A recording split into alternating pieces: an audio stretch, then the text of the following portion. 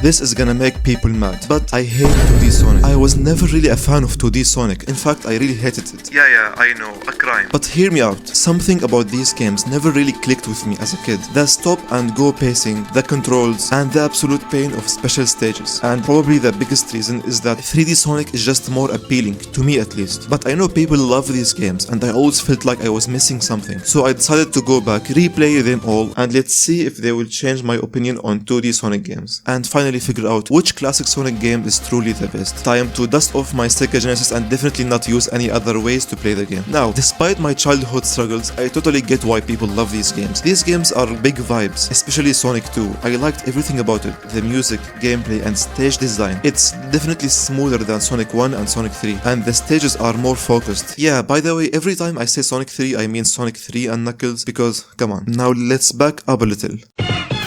Sonic 1 is an amazing first step, introducing a momentum-based platforming and a whole new gameplay style. Of course, it's not perfect. The difficulty is not consistent, bosses are too simple, except maybe the last, and there was no spin dash. That means every time you stopped, you had to slowly build speed again. But to think of it, you didn't need speed most of the time, since many stages focus on precise platforming and timing. Sonic 1 was not really about speed. It feels like speed wasn't really Sonic's identity back then. The speed, inconsistency, and lack of spin dash was surely frustrating for players, so they introduced the spin dash in Sonic 2. No more awkward backtracking just to gain momentum. You could charge up and launch forward instantly. It also introduced Tails as an NPC who follows you around, and, well, he tries to help. I mean, Tails, he's the real MVP. He comes even though nobody asks. I didn't ask you to do that. When Tails is not an NPC, you can play together and race. I never had the chance to try it, so I won't comment on it. Sonic 2 felt most polished. I liked its level design more than any other. The classic games are actually hard, especially with no saving files. It was really frustrating. The amount of times I had to repeat zones and final bosses were actually so hard. Sonic 2 just might be the best. But let's check Sonic 3 first. In Sonic 3, they took the multiple pathways to a whole new different level. Every time I replay the level, it's a unique experience. The bosses are